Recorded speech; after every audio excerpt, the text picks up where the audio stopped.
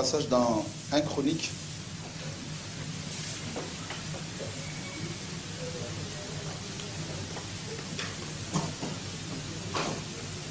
Chapitre 12.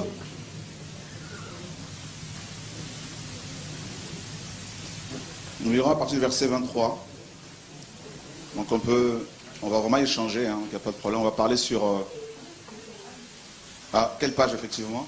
Alors, c'est la page effectivement sur la nouvelle BGC, c'est la page 816. 817, pardon. 817.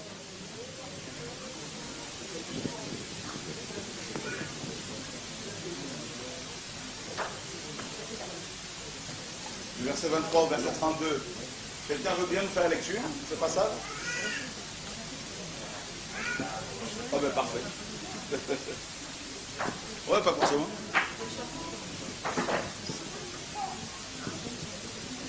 Voici le nombre des hommes équipés pour la guerre, qui vinrent auprès de David à Hébron, afin de lui transférer la loyauté de Saül.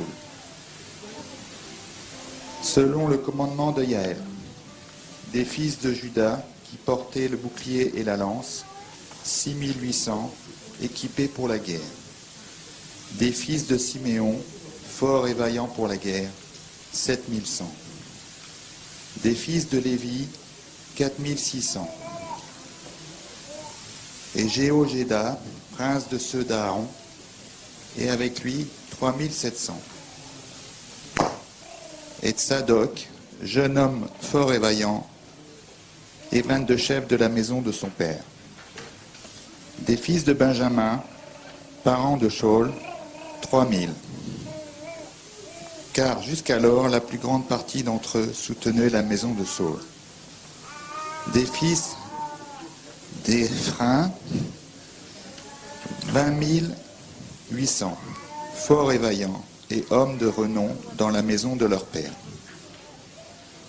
De la demi-tribu de Manassé, 18 000, qui furent désignés par le nom pour aller établir David roi.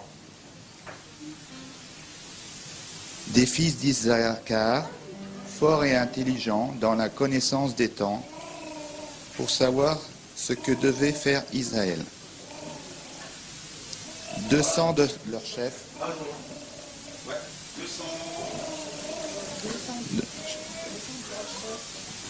Et tous leurs frères sont sous leurs ordres.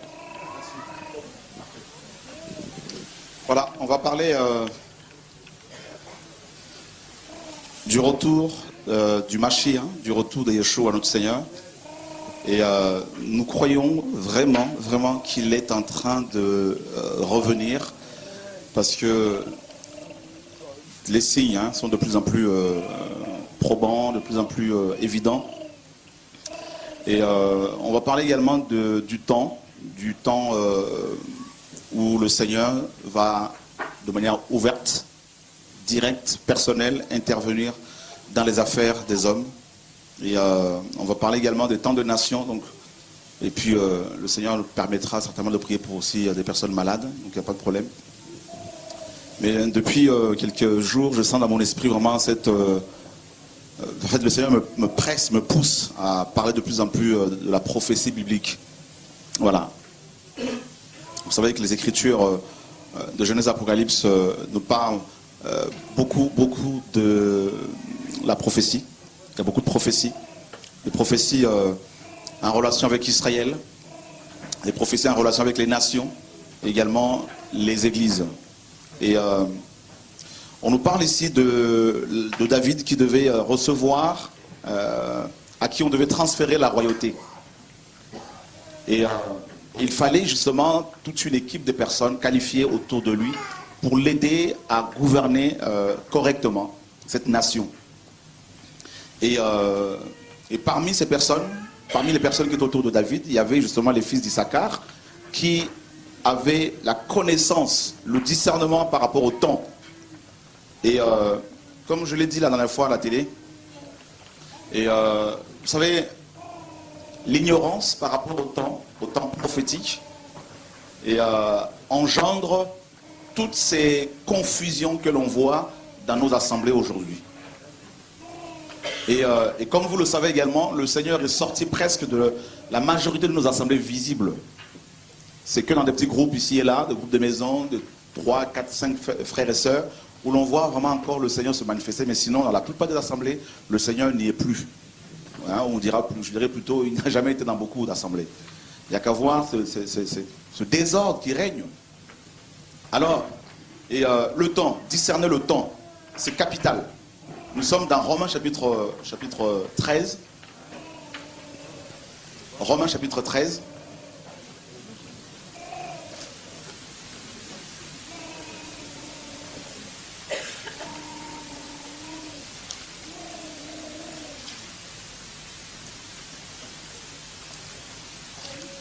Voilà. La page 1087. Romains 13, à partir du verset 11. Même vu la saison, parce qu'il est déjà l'heure de nous réveiller du sommeil. Car maintenant le salut est plus près de nous que lorsque nous avons cru. La nuit est avancée et le jour approche. Rejetons donc les œuvres des ténèbres et soyons revêtus des armes de lumière. Marchons honnêtement, comme en plein jour, loin des orgies et de l'ivrognerie, de la luxure et de la débauche, des querelles et des jalousies. Mais soyez revêtus du Seigneur Jésus-Christ et n'ayez pas soin de la chair pour accomplir ses convoitises. Amen. Donc Paul écrit aux Romains ici, à l'église de Rome. Vous savez, beaucoup de chrétiens à Rome et qui étaient à Jérusalem lorsque l'église est née, lorsqu'il y a eu ce réveil puissant dans Acte 2. Il y avait justement des juifs de la diaspora qui étaient repartis à Rome avec ce feu du réveil, le feu de l'évangile. Et l'église, ils ont pu mettre en place une assemblée là-bas. Paul n'avait jamais été là-bas avant d'écrire cette lettre. Et il leur dit que, n'est-ce pas, vu le temps. Donc Paul également avait le discernement par rapport au temps. Alors il y a le temps des hommes, bien sûr, comme on l'a dit la dernière fois. Par exemple, lorsqu'un enfant est conçu, lorsqu'une femme tombe enceinte, il faut 9 mois de gestation pour l'embryon, afin de pouvoir se développer. Et pour les hommes que nous sommes, la parole nous dit que notre durée de vie est de 70 ans. Et pour les plus forts, c'est 80. Donc on voit bien qu'il y a aussi le temps des hommes et aussi le temps de Dieu. Et le temps de Dieu, c'est le temps où il va intervenir justement. Est-ce que beaucoup de gens se posent la question à savoir si Dieu existait, si Dieu existe, pourquoi permet-il autant, n'est-ce pas, de problèmes, autant de guerres, autant de famines? Eh bien, justement, Dieu a, selon les Écritures, accordé aux nations un délai, un temps. Et ce que la parole appelle les temps des nations, il y en a plusieurs, les temps des nations, que l'on retrouve dans Luc chapitre 21, également dans Apocalypse 13. Alors, les temps des nations ont débuté, selon les Écritures, toujours, en 587. Entre 587 et 586. Nous sommes, n'est-ce pas, au 6e siècle avant Jésus-Christ. Le roi de Babylone, Nebuchadnezzar, arrive à Jérusalem. Il va l'assiéger pendant 3 ans. Personne n'entrait, personne ne sortait de cette ville. Alors Jérusalem, la vieille ville, bien sûr, j'ai eu l'occasion de la visiter. C'est une ville fortifiée. On ne pouvait ni entrer, ni sortir. Et l'armée chaldéenne, l'armée babylonienne, était arrivée à Jérusalem à cette période, à cette date, en 587. Et l'a assiégée pendant 3 ans. Alors, plus aucune marchandise n'entrait à Jérusalem. Et selon les Écritures, toujours, certaines femmes juives, à cause de la famine qui frappait la ville, faisaient bouillir leurs propres enfants pour les consommer. Et Lamentation de Jérémie en parle. Et les Babyloniens, après ces 3 ans de siège, vont détruire les murailles et ils vont incendier le temple. Et rappelez-vous bien, avant que ce temple ne soit détruit, incendié, Dieu avait suscité un prophète. Quel est son nom? Jérémie. Le prophète un des prophètes les plus rejetés. Jérémie, pendant 23 ans, il a prophétisé, n'est-ce pas, dans le royaume du nord, du sud, pardon, à Juda, demandant aux Hébreux de sortir de l'idolâtrie. On va demander à ceux qui ont les chewing-gums si on peut le mettre de côté juste pendant le temps de l'enseignement, ma soeur, pour le chewing-gum. Merci. De sortir de l'idolâtrie, parce que le temple avait été souillé par Manassé, le roi de Juda. Il avait fait construire dans le temple de Jérusalem une statue à l'effigie de Asherah, c'est-à-dire Astarté, la reine du ciel, la Marie chez les catholiques, pour votre information, la Diane chez les... voilà, la Diane ou encore Artémise, hein, donc voilà, chez les Romains. Et Manassé avait introduit ce temple, dans le temple, cette idole. Et il y avait un culte, n'est-ce pas, des armées des cieux, des armées du ciel. Et ils adoraient le soleil, ils adoraient Baal, ils adoraient Astarté. Baal, c'est le dieu de la pluie, le dieu de la prospérité aujourd'hui, d'où l'évangile de la prospérité. Et il y avait même des homosexuels et des lesbiennes dans le temple qui pratiquaient des orgies. Et c'est comme ça qu'on adorait ces divinités. Alors Dieu va susciter Jérémie, le prophète, pour dire au peuple de sortir de l'idolâtrie. Et le peuple juif n'a pas voulu. Et le Seigneur va envoyer les Chaldéens qui vont arriver, Babylone notamment, pour détruire la ville de Jérusalem. Mais avant que la ville ne soit détruite, Dieu va montrer à Ézéchiel, dans Ézéchiel 8, comment ce temple était souillé. Vous vous rappelez? Dieu l'amène en esprit dans le temple, il lui a montré sur les murs du temple toutes sortes de figures d'animaux, tout ça. Et il lui a montré également la gloire, la Shekinah, partir du temple de Jérusalem, partir même de la ville de Jérusalem. Vous vous rendez compte, mes amis? La gloire de Dieu quitte Jérusalem et c'est là que la théocratie avait pris fin. C'est là que Dieu avait cessé d'être directement le roi d'Israël. Et c'est à partir de ce moment-là que Israël a été, n'est-ce pas, Jérusalem notamment, livré aux nations. Et c'est à cette période que les temps des nations ont commencé. Vous vous rendez compte? C'est-à-dire, Dieu, sa gloire était encore sur terre. Même après la chute d'Adam et Ève, sa gloire était encore là. Elle se manifestait sur le mont de Sinaï, avant le temple, et ensuite dans le temple de Jérusalem. Et quand le temple était souillé, ben Dieu, sa gloire a quitté le temple pour repartir au ciel. Et là, c'était le temps de nation. C'est-à-dire la terre n'était plus protégée par la gloire de Dieu. Elle était livrée à toutes sortes d'exactions, à toutes sortes de péchés, de dépravation. Et c'est là que Babylone a commencé à régner véritablement. Babylone représente les villes du monde. Babylone signifie quoi? Confusion par le mélange. Confusion par le mélange. Voilà. Babylone.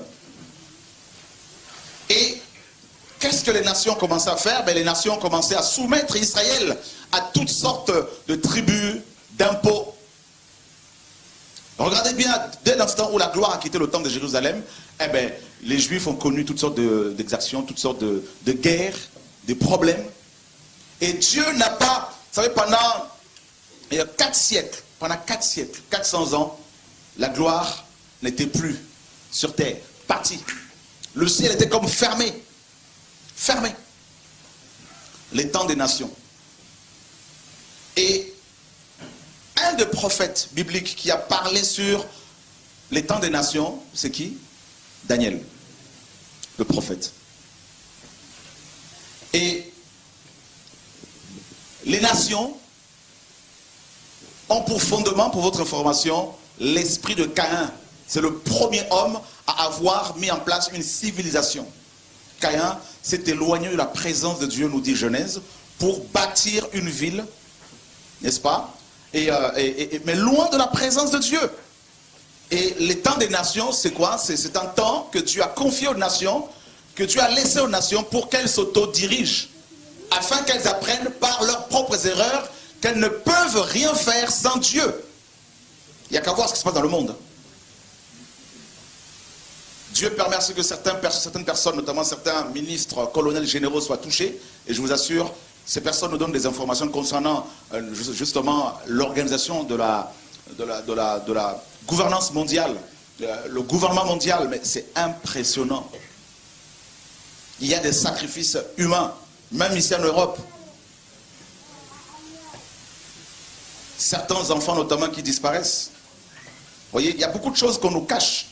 Et les nations savez, la bêtise des nations est en train d'arriver à son paroxysme avec cette troisième guerre mondiale, comme vous le savez, qui se profile. Hein.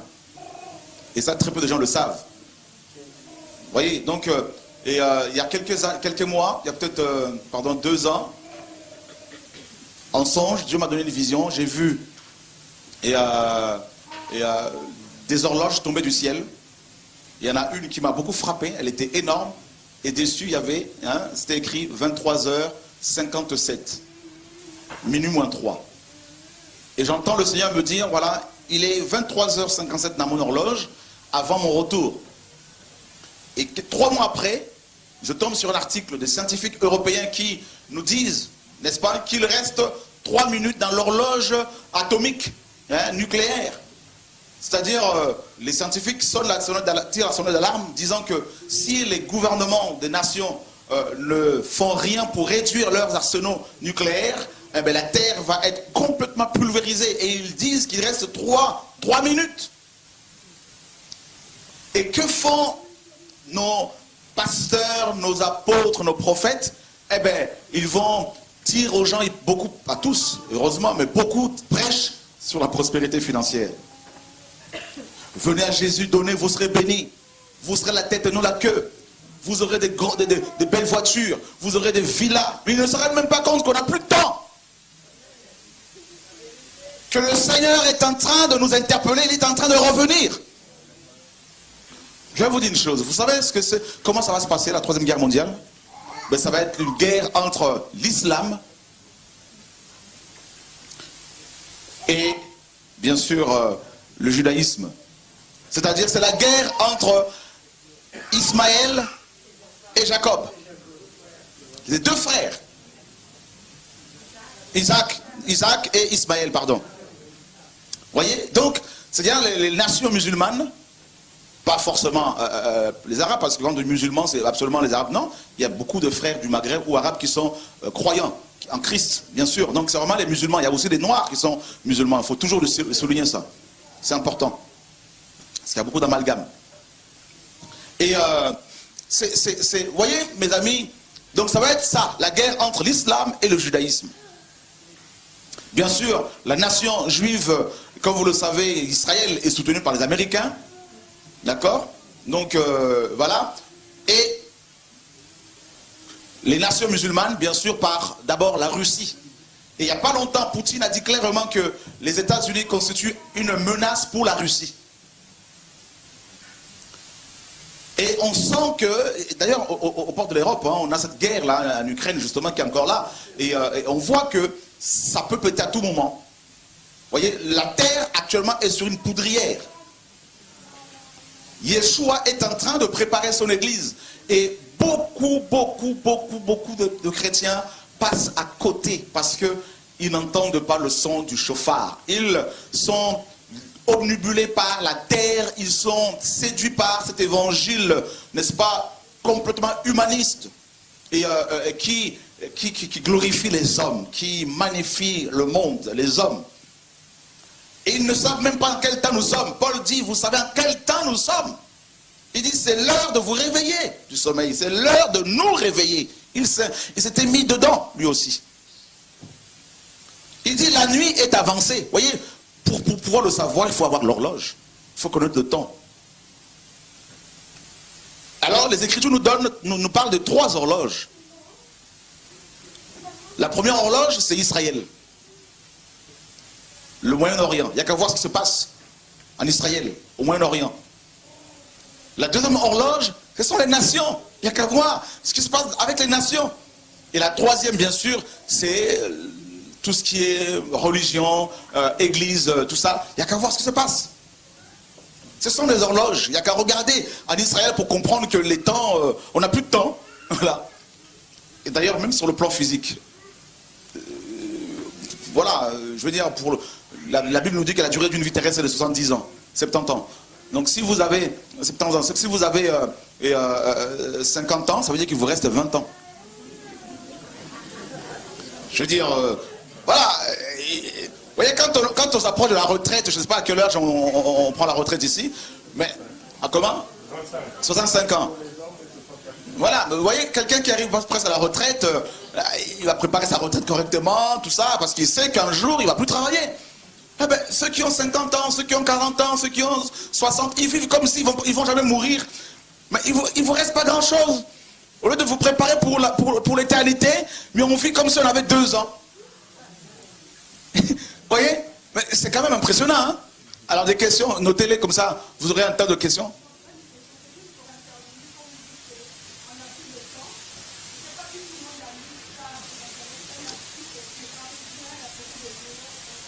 On va en parler tout à l'heure, s'il te plaît. On va en parler tout à l'heure, s'il te plaît. On va en parler tout à l'heure, s'il te plaît. Merci. Donc, on n'a vraiment plus le temps. Il faut vraiment avoir le discernement comme les enfants, les fils d'Issachar, par rapport au temps dans lequel nous sommes. C'est capital.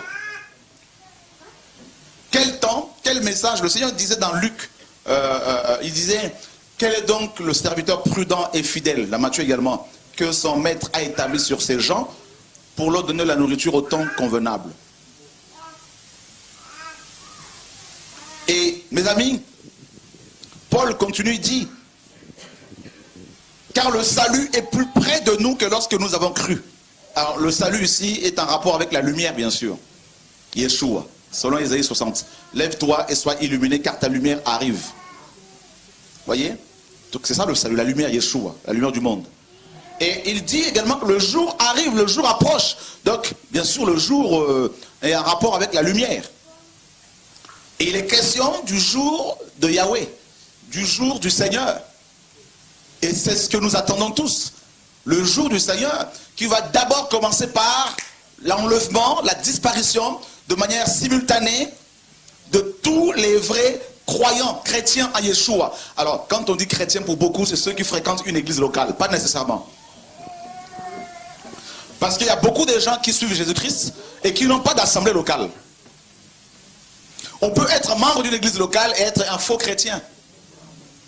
Vous voyez? Alléluia. On sera surpris, hein, le jour où on sera devant le Seigneur, de voir que même certains voisins de nos voisins qui n'allaient pas forcément dans les assemblées, mais qui croyaient en Jésus. Voilà, qui obéissaient au Seigneur, qui le suivaient, tout simplement. Et mes amis, le jour du Seigneur, les temps des nations d'abord, les temps des nations. Et comme on l'a appris, ça a commencé ça a débuté depuis le 5e siècle avant Jésus-Christ. Ça va se terminer par, ça va se terminer avec la 3e guerre mondiale, l'Armageddon. Allons voir dans Apocalypse 11.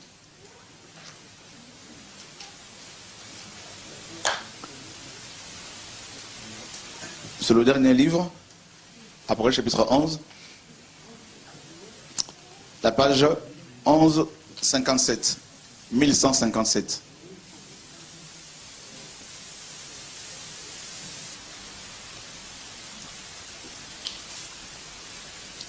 On me donna un roseau semblable à une verge, et l'ange se présenta et me dit, lève-toi et mesure le temple de Dieu et l'autel et ceux qui y adorent. Mais laisse de côté le parvis extérieur du temple et ne le mesure pas. Car il est donné aux gentils, c'est-à-dire aux nations, et ils fouleront, donc les gentils, au pied la ville sainte pendant 42 mois. Donc, les temps des nations vont s'achever avec, n'est-ce pas, cette guerre, la 3e guerre mondiale, l'Armageddon. En fait, le paroxysme de la haine de Lucifer, du serpent, contre la postérité de la femme, selon Genèse 3,15, notamment les juifs et les chrétiens, et Israël notamment, eh bien, ça va être cette guerre-là. D'accord? Et on voit que la terre, le monde est prêt pour cette guerre-là. On le voit, on le sent partout, ça explose. Voilà, donc c'est là, c'est sous nos yeux. Et 42 mois correspondent à combien de temps? À 3 ans et demi. Et cette période-là, de 3 ans et demi, comme vous le savez, est appelée la grande tribulation. Alors, certains, bien sûr, vous ont appris, enseignent sur Internet que l'Église va traverser la grande tribulation. Qui a déjà entendu parler de ça? C'est faux. C'est faux. Qui croyait que l'Église va traverser la grande tribulation? Avant, ouais, d'accord. On voit bien que, regardez, juste pour vous donner quelques clés, quelques arguments pour défendre cette vérité, hein, donc, qui veut que l'Église sera enlevée avant cette période. Et d'abord, on apprend ici dans Apocalypse 11 que les nations vont fouler la ville sainte pendant 3 ans et demi. D'accord? Ce sont les nations, les armées des nations. C'est-à-dire les armées à la tête desquelles il y aura l'Antichrist, l'homme impie, le fils de la perdition. Et ce sont ces armées-là qui vont fouler notamment Israël, Jérusalem. Et pour votre information, il y aura aussi l'armée suisse. Il y aura aussi l'armée française. Je crois même que la France sera en tête. Voilà. Donc, il y aura en tête aussi certainement l'Allemagne, tout ça, et plusieurs armées européennes, et tout ça, et la Russie notamment. Les nations. Pendant 3 ans et demi, Jérusalem sera foulée aux pieds. D'abord, vous avez vu, depuis que les nations s'autodirigent, vous voyez les dégâts. Hein? Depuis Babylone, depuis 587, avant Yeshua, le 5e siècle, regardez ce qui se passe sur terre. Toutes ces lois anti-bibliques qui sont votées, promulguées, tout ça, voilà. Dieu dit tu ne tueras pas, les nations disent tu peux tuer. Tu peux même être couvert par la sécurité sociale. Et c'est impressionnant de voir le nombre d'avortements, hein, d'IVG qu'on pratique, des femmes pratiquent, même des hommes qui poussent leurs femmes à pratiquer cela. Et c'est impressionnant. Regardez le nombre de guerres. Vous savez que 5% de la population mondiale, c'est-à-dire parmi ces 5%, en fait, c'est tous les hommes riches de la planète, 5%, contrôlent 80% de la richesse de la Terre. Vous vous rendez compte? De l'injustice, de l'inégalité. Des maladies qui sont, des virus qui sont créés, fabriqués pour tuer, telle une arme. Des armes qui sont fabriquées, qui sont vendues pour tuer des gens. Je ne sais pas si vous avez déjà vécu la guerre, mais pour avoir déjà vécu un peu la guerre, mes amis, c'est impressionnant de voir des familles brisées. La terre est de plus en plus secouée. Les nations gèrent mal le monde. Mal. Et Dieu leur a dit, vous ne voulez pas de moi? Ok. Comme un enfant qui veut toucher au feu, hein, les parents, son père lui dira, ok, il n'y a pas de problème, tu ne veux pas comprendre que le feu peut brûler, vas-y. Voilà le temps des nations. Dieu dit aux nations, vous ne voulez pas de moi? D'accord, je ne veux pas m'imposer, je vous laisse vous diriger vous-même. Voilà. Guerre, famine, n'est-ce pas? Troubles, catastrophes naturelles. Qui sont ceux qui sont en train, ceux qui détruisent la planète avec cette pollution? Ah ben les hommes. Voilà. Allez voir dans l'est de la RDC cette guerre qui sévit là-bas, qui se déroule là-bas depuis des années, dont les médias n'en parlent pratiquement pas. 10 millions de victimes. 10 millions. Des femmes violées avec des bouts de bois. Des enfants de 3 mois violés. Vous avez vu les exactions au Rwanda entre Tutsi et Hutu? Vous avez vu, mes amis? Voilà les nations, la barbarie des hommes. Un jeune homme rwandais d'origine, un frère que je rencontrais à Toronto, me témoignait, un jeune homme. Comment des miliciens sont arrivés chez lui, ils ont coupé la tête de son père devant lui et lui ont demandé de faire du foot avec. Sinon, il le tuait. Il a fait du foot avec la tête de son père. Vous voyez? Voilà la barbarie, voilà les hommes. Vous voyez, l'homme est en train de s'autodétruire. Il se croit intelligent, sage, mais il est devenu pire que les animaux.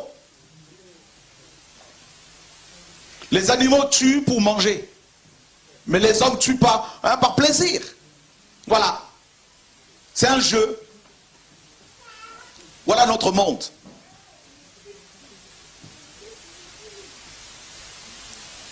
Une jeune sœur, une femme me disait il y a quelques jours, à Paris, elle travaille dans une banque, à la Poste, à la banque postale en France. Elle disait, son directeur, son chef lui disait, si tu veux grimper encore, il va falloir que tu adhères à la franc-maçonnerie.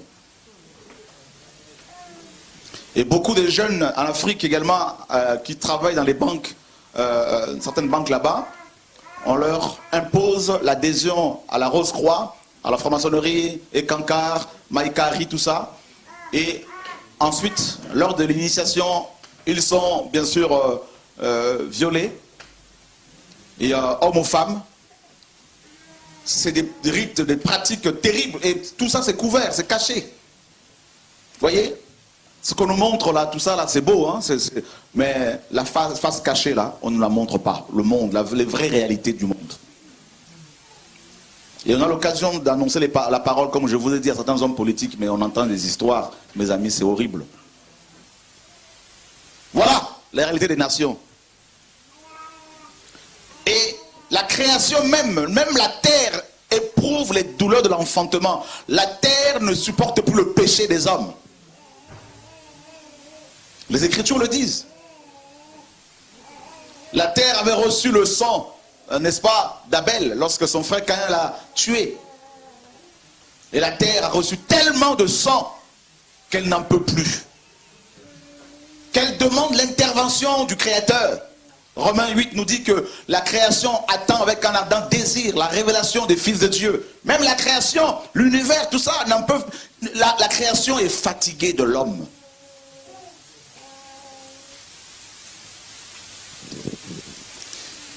Babylone, l'état des nations, je voudrais vraiment insister là-dessus. Paul dit que des temps viendraient, tout ça, et c'est le cas aujourd'hui, où les hommes seront égoïstes. Et c'est le cas. Idolâtres d'eux-mêmes, c'est écrit dans 2 Timothée 3. L'Esprit dit qu'il y aura des temps difficiles. Ils seront fanfarons, c'est le cas aujourd'hui. Blasphémateurs, c'est le cas aujourd'hui. Ingrats vis-à-vis du Créateur. Dieu a créé les hommes sur la terre. Et les hommes se disent, Dieu n'existait pas. Vous savez pourquoi? Parce qu'ils ne le voient pas, ils disent, Dieu n'existait pas. Pourtant, les mêmes hommes, ces mêmes scientifiques, bac plus 15, bac plus 20. Il y en a une que j'ai rencontrée, bac plus 20, cette femme, ministre de son pays, qui se disent, non, Dieu n'existait pas. Pourtant, ils croient que la matière noire existe. Pourtant, elle est invisible. Ils disent quand même, ouais, il y a une matière noire. 85% de l'univers est composé de la matière noire. Il n'y a pas de problème pour ça. Elle existe bel et bien pour eux, mais par contre Dieu, qui est invisible, n'existait pas. Et la raison, c'est parce qu'il est invisible. La matière noire qui est invisible, pour eux, elle existe quand même. Vous voyez la confusion? Tout ça parce que l'homme est devenu ingrat. Ingrat. Il a trouvé une terre à la naissance, il a trouvé une terre fertile. Il peut planter une graine et ça va repousser, ça pousse. Tout ça, c'est la grâce de Dieu. Dieu fait pleuvoir sur cette même terre pour que la semence germe. Il n'y a pas de problème. Tout ça, l'homme ne voit pas. Dieu n'existait pas. C'est grave.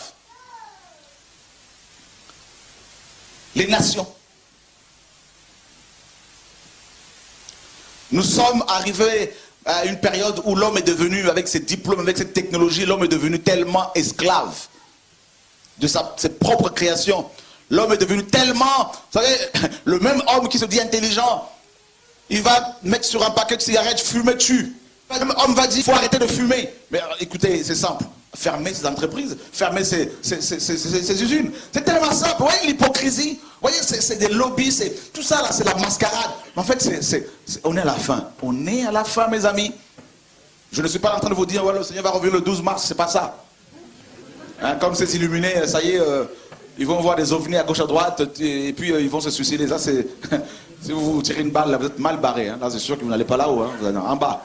Et certainement pas avec les 10 vierges quelque part. Hein. Vous allez être accueillis par l'autre.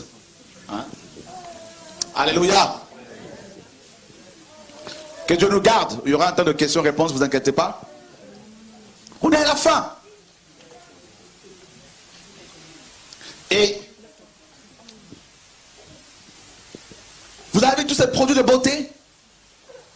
Vous avez vu que cette mode, on est à la fin, c'est la confusion totale.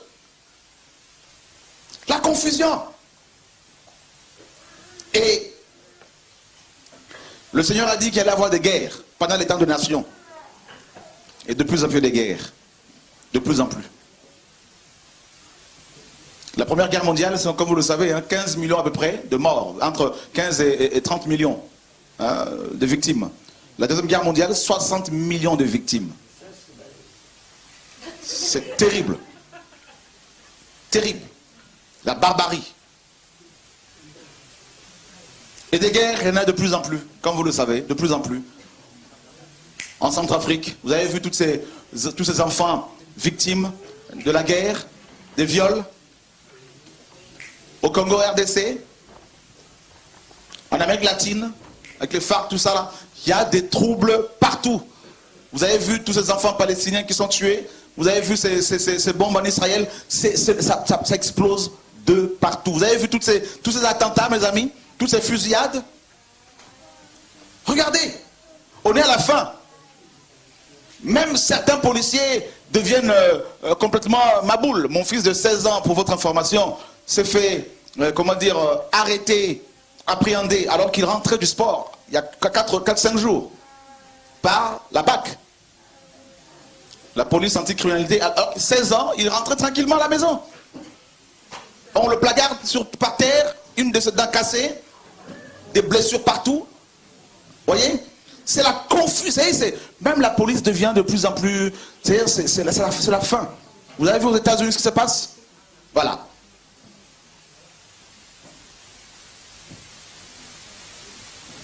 C'est la fin. On est parti au commissariat témoigner et dire non, là, il y a un souci. Vous voyez? Il a vomi, on lui a fait enlever son vomi. C'est la confusion, mais c'est pas possible. Avec l'état d'urgence en France, c'est la confusion. Vous savez, tout est... Je vous assure, mes amis, là, le Seigneur n'est plus loin. Tout le monde devient malade, pratiquement. Des problèmes psychiatriques, notre génération connaît une croissance exponentielle des cas de personnes atteintes de problèmes psychiatriques, tout ça, là, c'est grave. Notre génération est de loin celle qui compte le plus de psychiatres, de psychologues, de psychanalystes. Mais c'est des troubles mentaux, mais c'est pas possible. Des dépressions, des personnes dépressives. Vous savez pourquoi? Mais parce que nous sommes devenus de plus en plus dépendants des médicaments, dépendants des médecins, dépendants de l'homme, dépendants de la technologie. C'est une génération d'esclaves.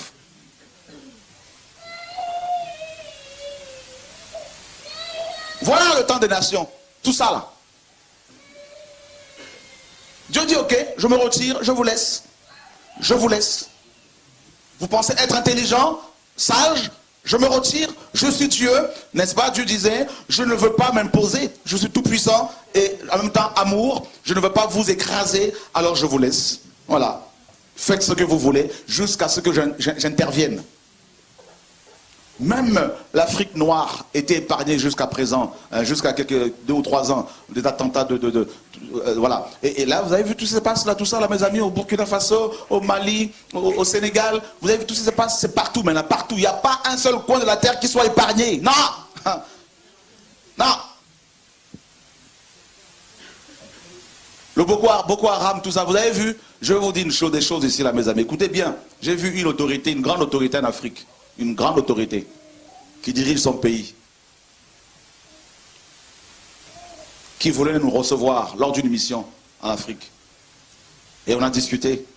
Elle nous a avoué, c'est la CIA qui est derrière Boko Haram. Vous voyez? Et c'est comme certains attentats, notamment en Europe. Il y a beaucoup de choses que vous ne savez pas. Ordo ab chaos. Semer le chaos pour faire émerger un nouvel ordre.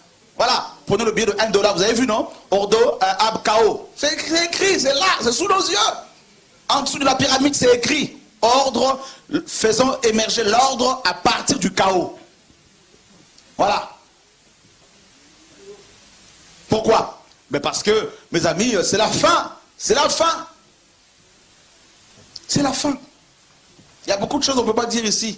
C'est-à-dire, dans les coulisses, on partage des choses qu'on nous partage, mais c'est impressionnant. Impressionnant. C'est la fin. Les nations deviennent... là-haut, là, ça ne... Il y a des câbles qui ont pété, là, il y a des boules, là, des boulons là, qui manquent, là, des câbles, des vis, là. C'est impressionnant. Mais c'est la fin, c'est la confusion. confusion. Alors bien sûr, les prophètes de l'an 2000, du 21e siècle, c'est-à-dire parmi ces prophètes, il y a les faux dans les églises, ça c'est clair, mais aussi certains journalistes. Hein, vous pensez quoi là? C'est comme une messe. Hein. Allez, venez vous asseoir là, allumez la télé et suivez les infos. C'est de la désinformation pour la plupart du temps. Voilà. On vous parle de quelqu'un qui mange son camembert quelque part. Où est le rapport avec l'information dans tout ça là? Hein? Hein? Voilà, on vous parle du sauvetage d'un chien qui était sur un... Mais attends, mais écoutez, mais c'est quoi tout ça là? Vous n'avez pas vu que tout ça là, c'est géré par agence France Presse? Tout ça là, c'est coordonné, c'est les mêmes infos partout. Même langage.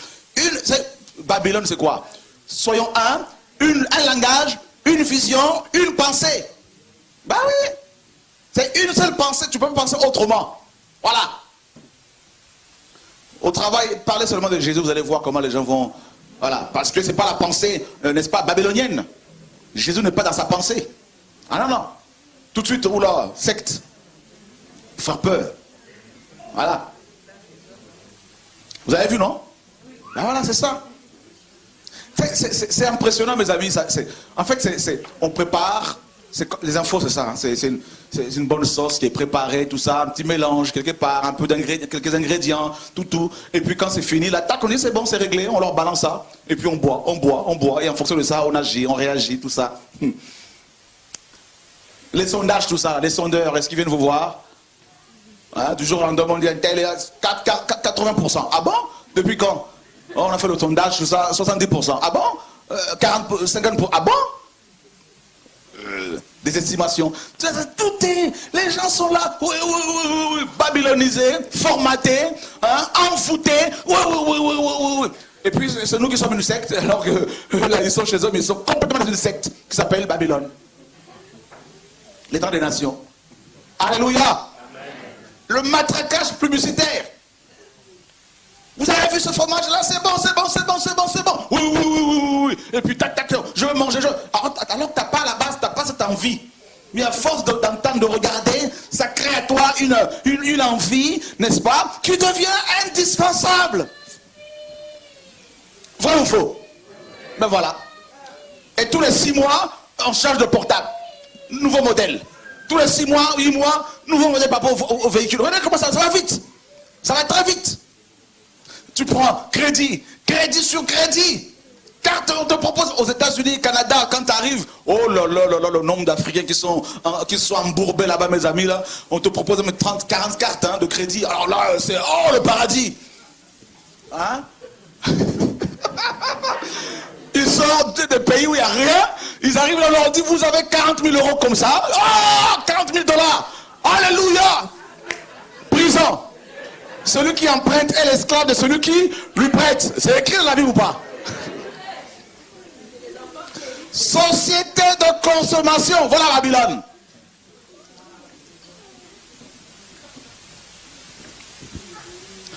Alléluia. Amen.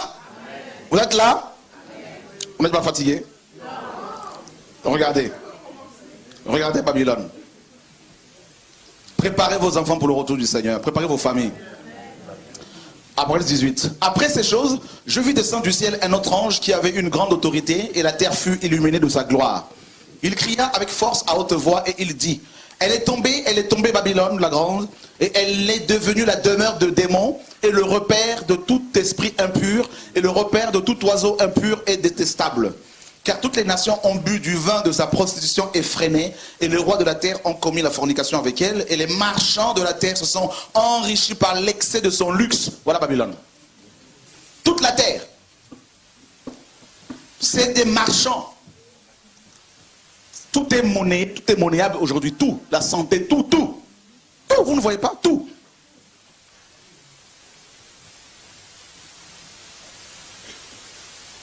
C'est impressionnant.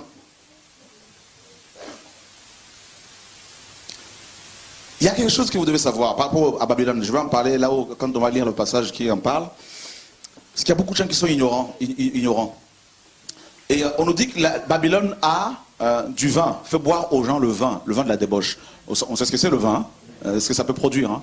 Voilà, l'ivresse. Voilà. C'est-à-dire les gens sont ivres, envoûtés. C'est l'envoûtement. Voilà. Le vin, dans les Écritures, représente l'alliance avec Dieu. Le sang. Le sang représente la vie. En fait, le vin de Babylone, c'est la vie du monde. C'est la vie terrestre. C'est la vie des choses de ce monde, le matérialisme. Et les gens boivent ça et ils sont devenus ivres. Je ne vous dis pas le nombre de pasteurs qui sont ivres aujourd'hui. Ils ont la vie non de Dieu, mais la vie de ce monde.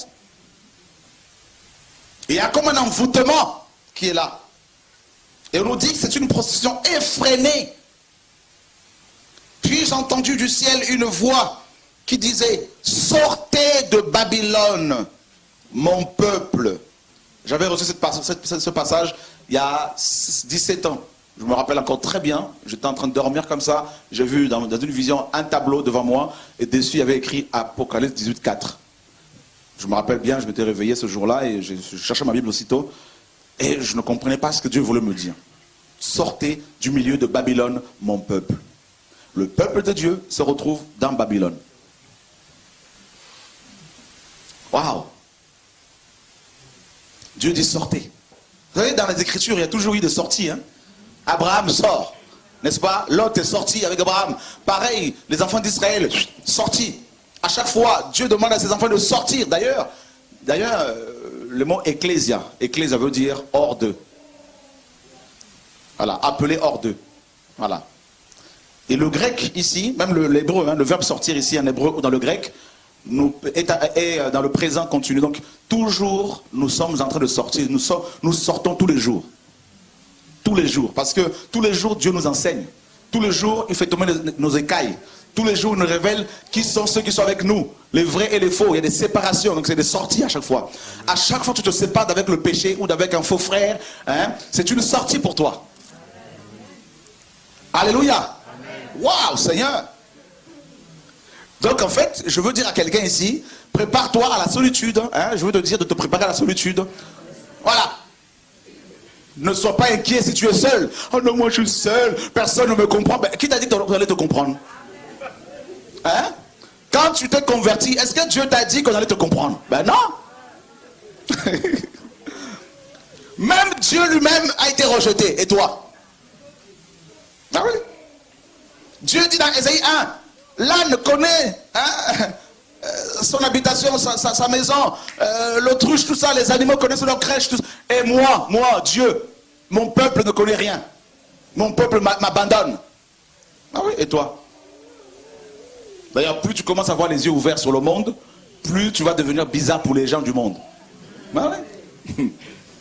On va dire, mais Georges, tu as changé, mais tu n'étais pas comme ça. Mais qu'est-ce qui t'arrive? Mais tu ne parles plus comme avant. Mais qu'est-ce que t'as changé? Mais oui, parce que tes yeux sont ouverts. Voilà.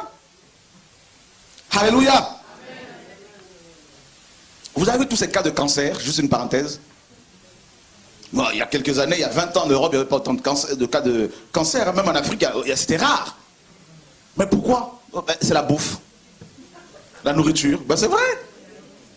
Beaucoup de produits chimiques. Vous savez quoi? On nous gave comme des oies. Oh, que Dieu nous aide. Je vois beaucoup de frères qui aiment, les frères et sœurs, ils aiment cette boisson, que Dieu me pardonne là, vraiment. Là. Je crois que je risque d'être lapidé par ces sociétés-là, mais c'est pas mon problème. Hein? Comment on appelle cette boisson-là déjà là?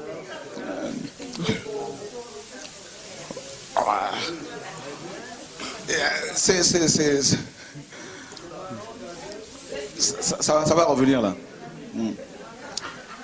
Diablos ou Diabolo, je sais pas quoi là. Ah? Voilà, Diabolo, quelque chose comme ça. Au Miranda, là, je sais pas quoi, là. Beaucoup de produits chimiques et les gens sont devenus comme des poubelles. Ils se gavent. On nous tue. Mais je vous dis la vérité. Vous avez vu le nombre de viandes avariées qu'on nous vend dans les supermarchés, tout ça là? Hein? Oh Seigneur, sauve-nous.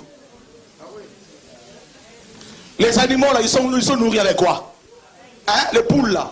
Les piqûres qu'on leur donne, tout ça, 3 mois après, ça pousse. Hein, ça devient mature. On dit, Seigneur, mais qu'est-ce qui se passe ici dans ce monde? Hein? Vous avez déjà vu, mes amis, des vaches qui mangent de la farine? Les herbivores qui sont enfarinés. Seigneur, sauve-nous. Alléluia. On acclame le Seigneur parce qu'il revient bientôt, frère.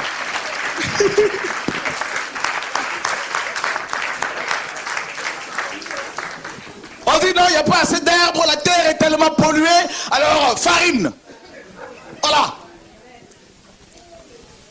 Imaginez, mes amis, si les vaches que Adam avait connues étaient ressuscitées, mes amis, et qu'ils voyaient les vaches d'aujourd'hui manger de la farine. Sauve-nous. Et ensuite on nous dit qu'avec les vaches polluent beaucoup. Mais c'est normal, qu'est-ce que vous leur donnez à manger? C'est la confusion. L'homme est devenu tellement malade, il peut plus rattraper ses erreurs, c'est fini. C'est irréversible. Voilà pourquoi Dieu ne peut qu'intervenir. Vous voyez, non? L'eau que l'on boit là. Hein? Oh Seigneur, sauve-nous. Sauve-nous. Les pesticides, tout ça qu'on utilise sur les... Oh Seigneur, on est tous là, mes amis, là. On est tous empoisonnés. Hein? Je vous dis. Regardez le cas de cancer, d'AVC aujourd'hui, de diabète. Hein? Voilà les hommes. Ils veulent s'autogérer, ben voilà. Le gluten, tout, mais c'est impressionnant. Même les poissons sont pollués. Vous avez vu tous ces eaux des usines, tout ça, même en France, déversés sur des... Oh Seigneur, sur la mer, oh Seigneur, sauve-nous. On a pêché en France un poisson, là on a montré les images, il fallait voir le poisson, il fallait voir sa gueule. Hein. Il fallait voir sa tronche. Mais tu manges un poisson comme ça, ben, je te dis pas, hein, ton estomac... Hein, surtout qu'on est fragile à l'intérieur là-dedans. Hein. On est très fragile. Hein. On a beau crier, mais le cœur là il est fragile. Les intestins, tout ça. Et puis voilà, les moustiques Zika. Vous avez vu le moustique Zika là, je sais pas quoi là? Zika, c'est ça non? Il y a même des noms bizarres. Zika. Ça veut dire quoi Zika tout ça? Oui, Zika qui voyage de l'Afrique, l'Amérique latine, maintenant l'Europe. Tout ça là, c'est... Seigneur, sauve-nous. Alléluia. On dit aussi des moustiques tigres, tout ça, ça provoque la dengue. Il y a des noms là, on dit on devient dingue. Alléluia. Qui veut partir avec le Seigneur?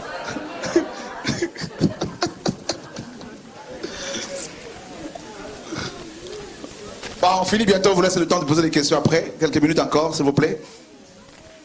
Voilà Babylone. Parfois, je regarde mes enfants, je dis, Seigneur, quel monde pour nos enfants là? Qu'est-ce qu'on va laisser à nos enfants là? Reviens nous chercher parce qu'on n'en peut plus. On n'en peut plus.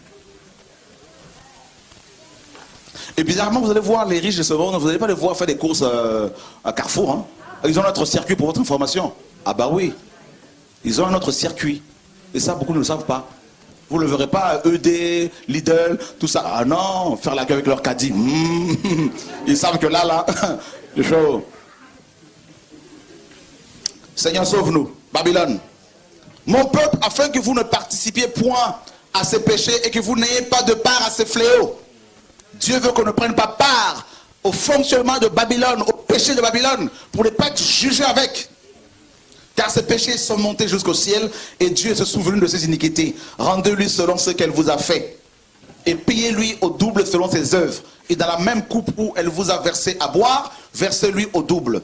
Autant elle s'est glorifiée et plongée dans le luxe, autant donnez-lui de tourments et de deuil. Car elle dit en son cœur, je siège en reine, je ne suis pas veuve et je ne verrai pas de deuil. C'est pourquoi ces plaies qui sont la mort, le deuil et la famine viendront en un même jour et elle sera entièrement brûlée au feu.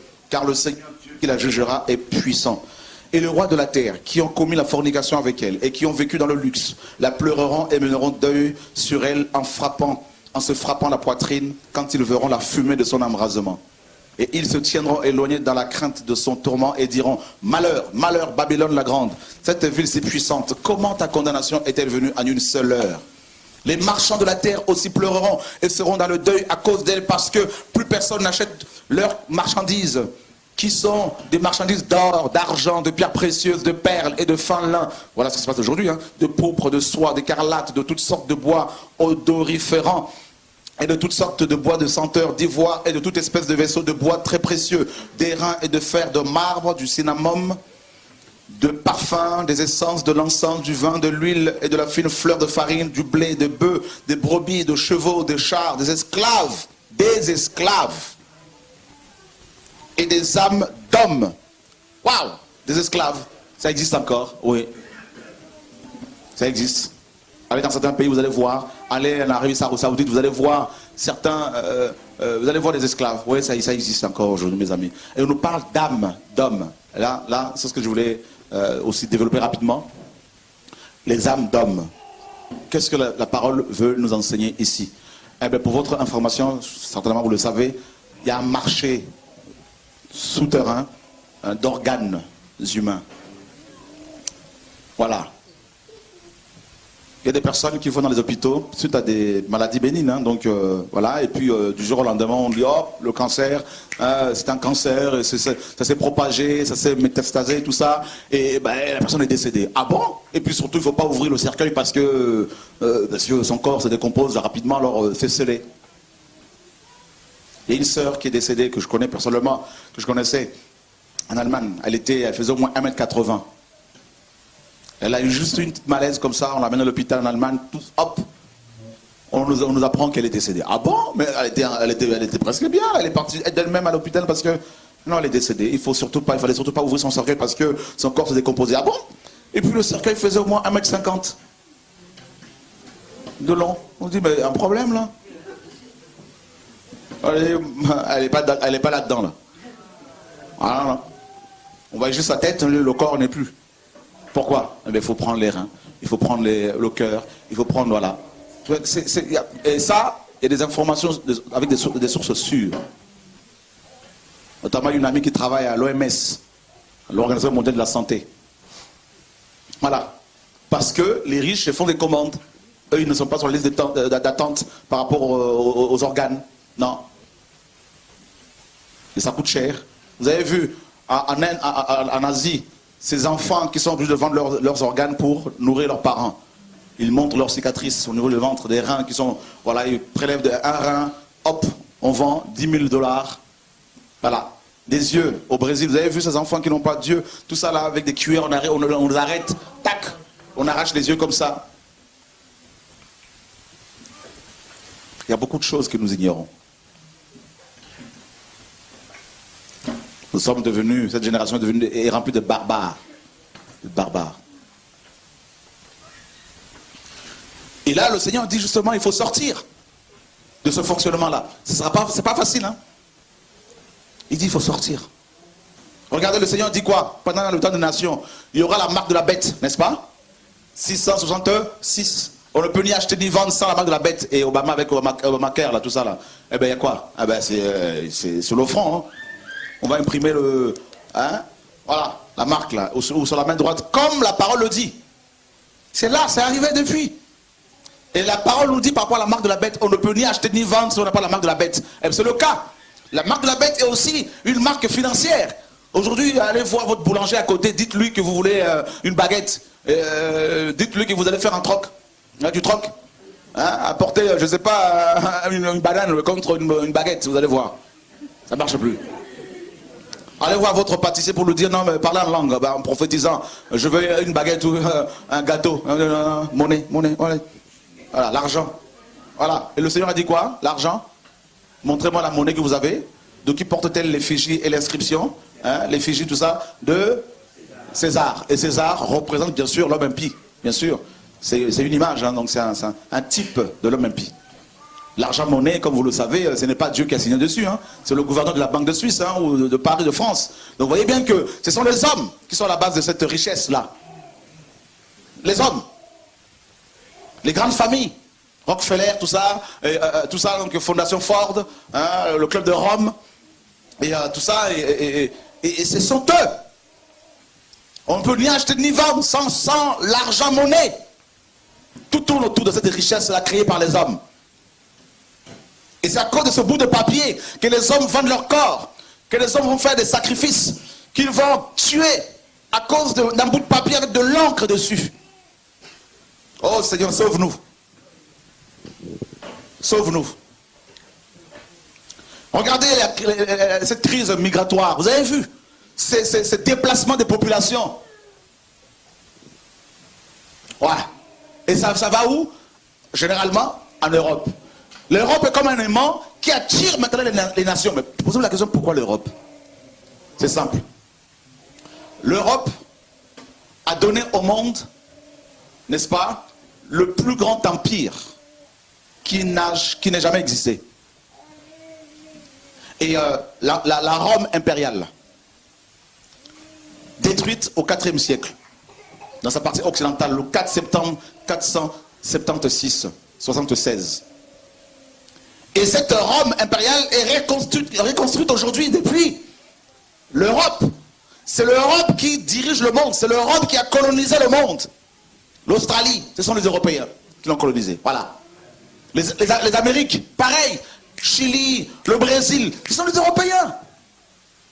Ce continent, à la base, avait un appel pour répandre l'évangile dans le monde entier. L'ennemi s'est servi de ce continent, bien sûr, pour asseoir justement le gouvernement mondial. Les États-Unis sont gérés par des familles européennes, royales, tout ça, vous devez le savoir. La Banque fédérale américaine est gérée par des familles royales européennes. Donc c'est elle qui gère Wall Street, tout ça. Là. Vous voyez bien que c'est là. On est à la fin. Et les gens viennent de l'Afrique vers l'Europe. Vous n'êtes pas sans savoir, vous êtes au courant de ce qui se passe à Calais. Les gens viennent de l'Asie vers l'Europe. Voyez, pourquoi? Parce que aussi, il y a le siège ici. Le siège de l'homme impie.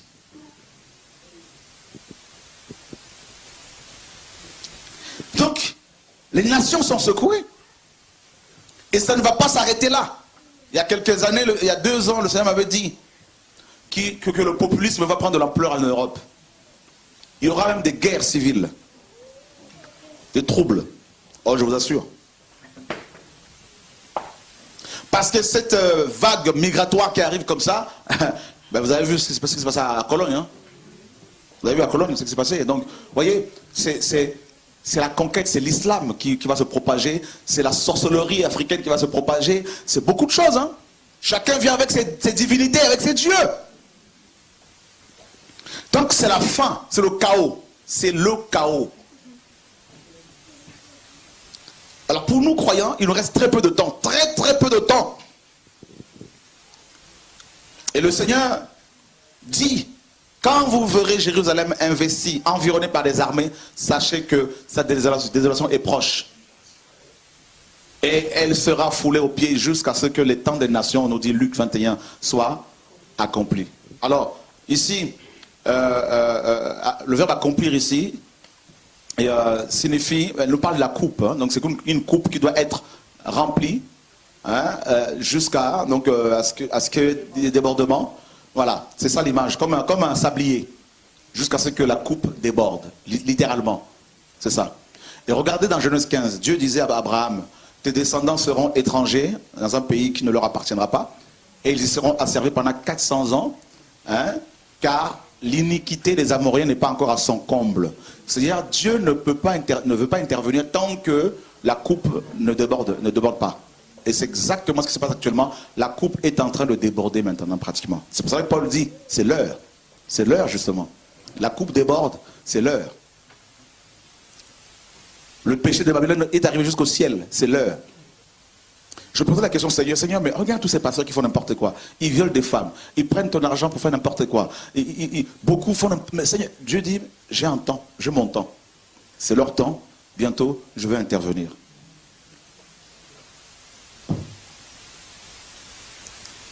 Alors, j'ai compris une chose aussi, par le Seigneur, que comme Noé, il faut que chaque famille se prépare. C'est pour cela, chrétiens, ne soyez plus là en train de chercher des pasteurs, des apôtres, des prophètes à qui vous allez confier vos problèmes. C'est fini cette époque-là pour ceux qui veulent aller au ciel. C'est fini. Chacun doit avoir la Bible à la maison. Chaque famille doit avoir un culte familial. Je suis en train depuis quelque temps de préparer mes enfants. Je vais parler aux pères qui sont ici.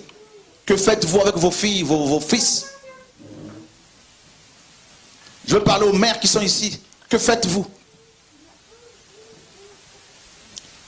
Giscard d'Estaing, l'ancien président français, disait il y a quelques années que le monde est comme un bateau. Nous sommes comme sur un navire ballotté par toutes sortes de vagues, ne sachant pas dans quelle direction prendre.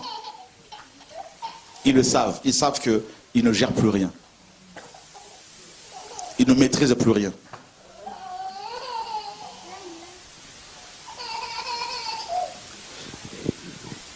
Et Dieu ne va pas laisser les nations s'autodétruire comme ça avec les armes nucléaires. Donc il va intervenir bientôt. Bientôt. Et c'est pour ça que vous verrez de plus en plus, il envoie ses serviteurs, ses servantes partout pour leur dire, sonnez le chauffard. Faites retentir le chauffard. Dites à mon peuple que je reviens. Mais il ne revient pas d'abord pour les nations, il revient d'abord pour l'épouse, pour les noces. Et nous, chrétiens, nous devons de plus en plus nous préparer pour les noces, justement. Alors beaucoup gaspillent leur temps, passent leur temps dans les cancans, les histoires. Ah, vous avez vu tel site, on critique telle personne. Vous êtes encore à ce niveau-là, dans ces considérations-là? Non, il faut dépasser cela. Il faut se préparer, préparer vos vies. Vous préparez comme les vierges, hein? Les 10 vierges.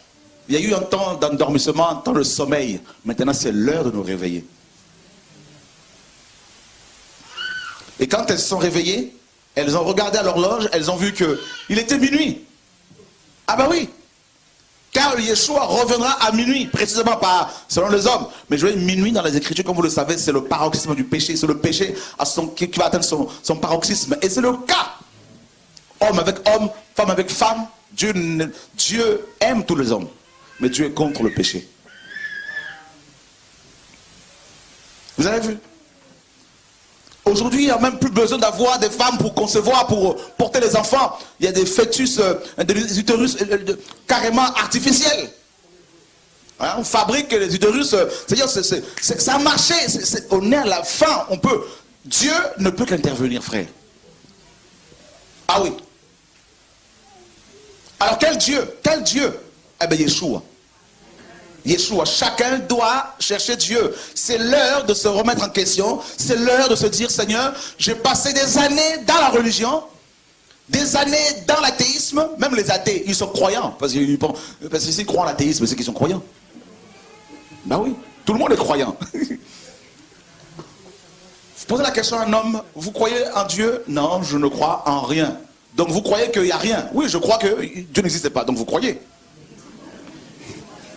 Donc vous êtes croyant.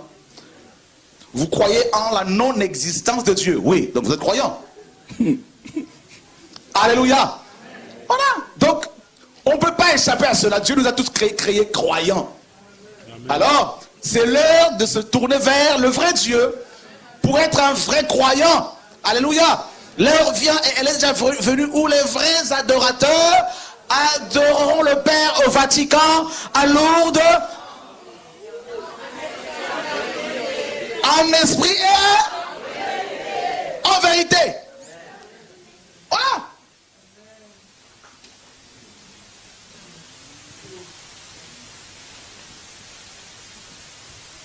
Quand je vois ce qui se passe, je dis, Seigneur, tu n'es plus loin. Non, il n'est plus loin. Quand je vois la manière dont nous sommes nous-mêmes agressés, critiqués matin, midi, soir, je me dis, waouh! Vous savez comment on m'a même attribué une villa en Suisse, hein? J'aurais une villa en Suisse selon ses détracteurs, mais c'est la confiance, il ne savent plus quoi inventer. Tu laves ta main comme ça quand tu lances pour le Seigneur, il dit, ah, Taïchi, il lâche de poudre. Mais quelle poudre? Mais vous voyez, c'est la fin, c'est la fin. Alléluia! Seigneur, sauve-nous.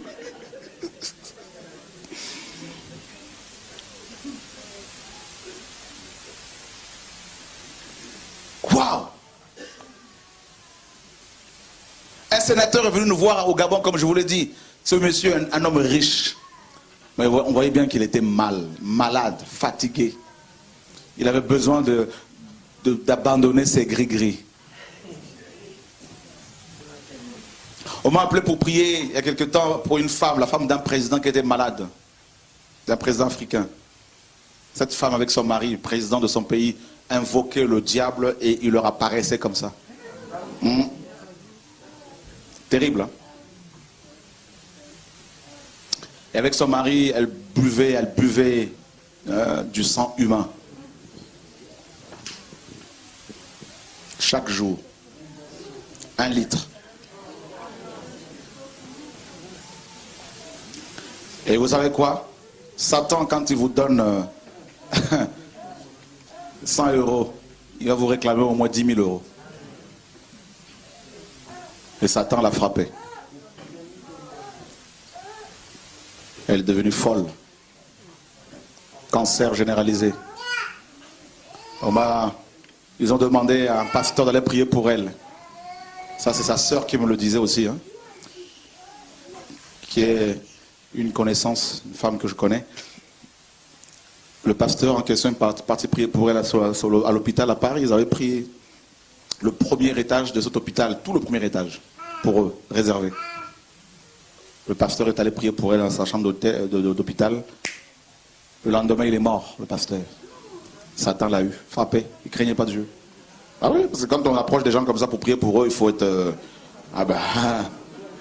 c'est pas un jeu, hein.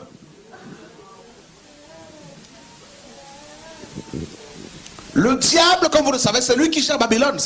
Mais c'est lui, il a dit à Jésus, si tu m'adores, je te donne tout ça. Je te donne la gouvernance du monde. Mais mets-toi à genoux devant moi. Le Seigneur a dit non. Vous croyez qu'il est où le diable actuellement? Mais dans beaucoup d'églises ici, là, il est là-dedans.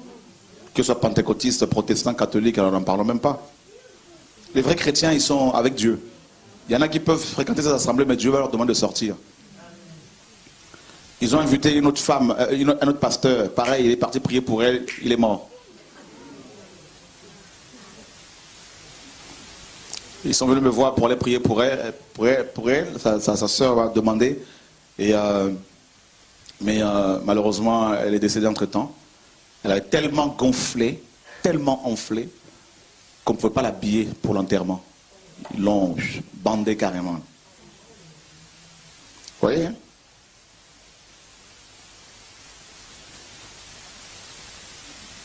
On est à la fin. Le Seigneur a dit, pour finir, que les étoiles du ciel vont tomber sur la terre. Et les étoiles en question, ce sont des démons. Et on va voir ce qui se passe. Vous avez vu le nombre de divorces aujourd'hui chez les chrétiens? C'est catastrophique.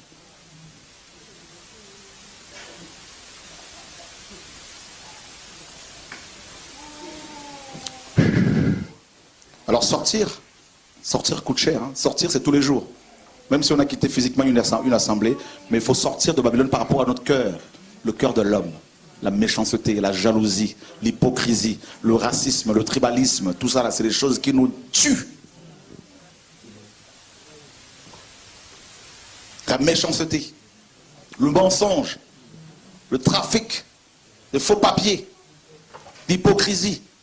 Ah, mon frère, alors que dans le cœur, tu ne l'aimes pas.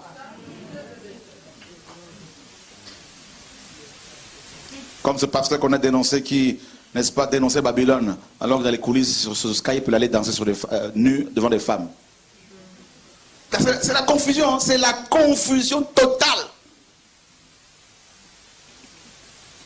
Vous savez qu'en France, il y a beaucoup de pasteurs français d'origine, hein, de souche, hein, qui sont, beaucoup, hein, qui sont dans la franc-maçonnerie. Est-ce que vous le savez ça? Même dans la Rose-Croix.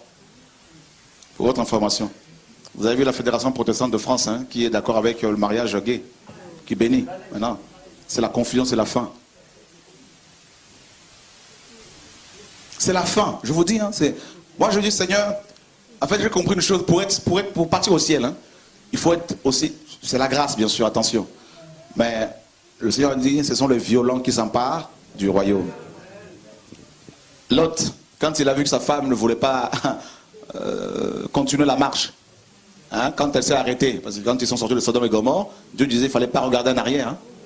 Il ne fallait pas regarder derrière. Et elle, oula, ma villa, mes bijoux, mes amis, tout ça, transformé. Et l'autre ne s'est pas dit, ah chérie, je veux m'arrêter aussi comme toi. Le salut est individuel. Alléluia.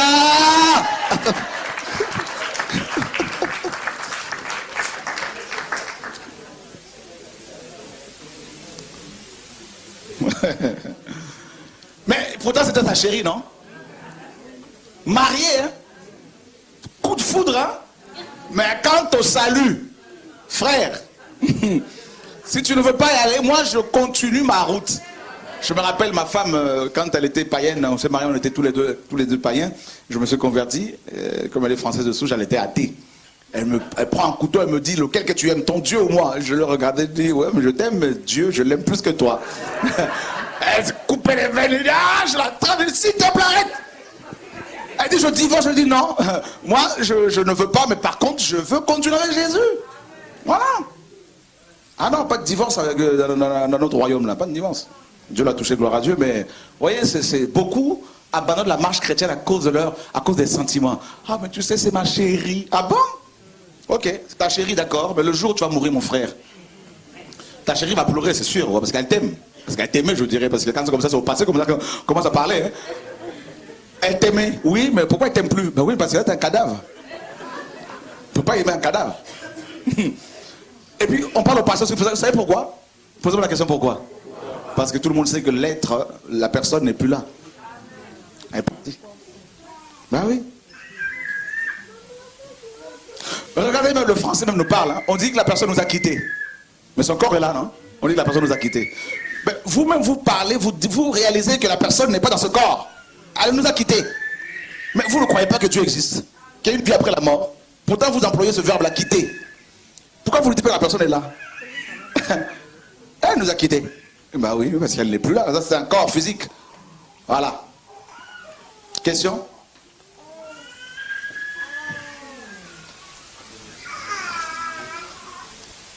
Oui.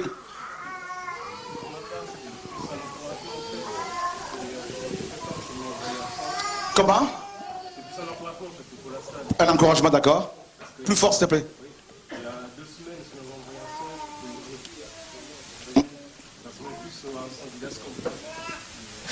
ça ressemblait plus à un centre actuellement, sauf que le contenu, je ne l'ai pas reçu. Sauf qu'après coup, chacun est retourné dans son champ, fait respectif. On s'est tous dispersés comme ça, enfin, chacun est un peu retourné chez soi, mais annoncer la parole ou faire ce que le Seigneur demande de faire, en fait. Gloire à Dieu.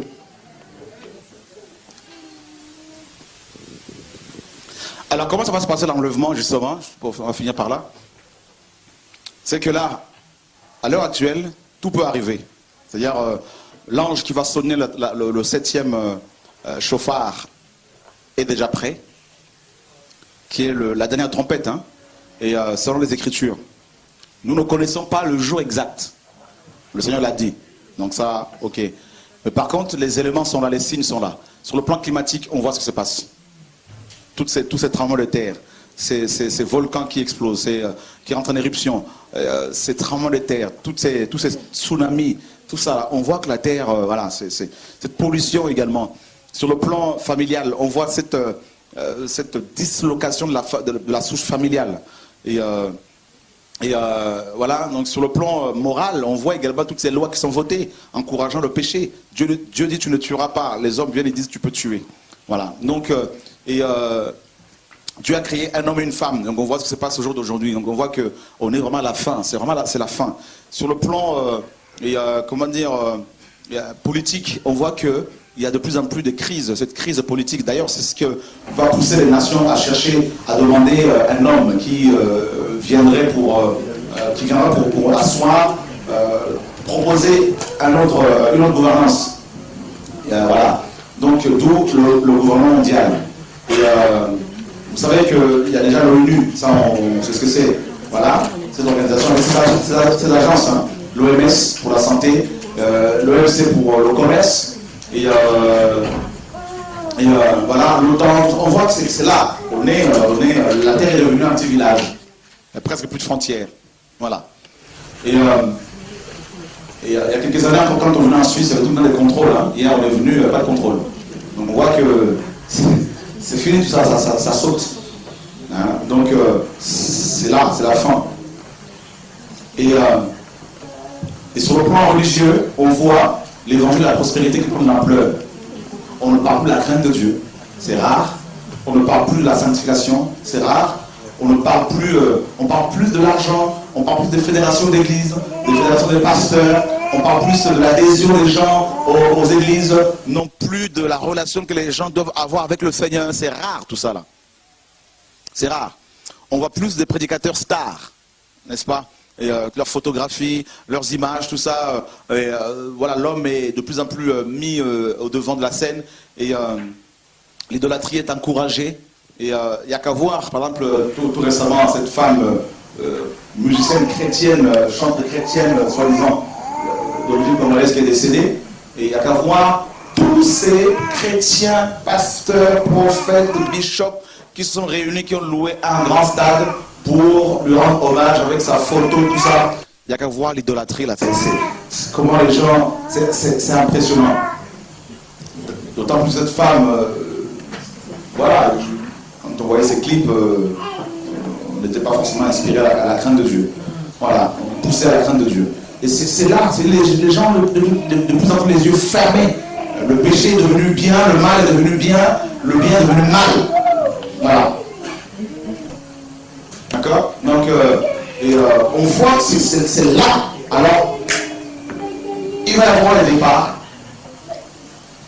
des départs massifs, et de tous les croyants en Christ.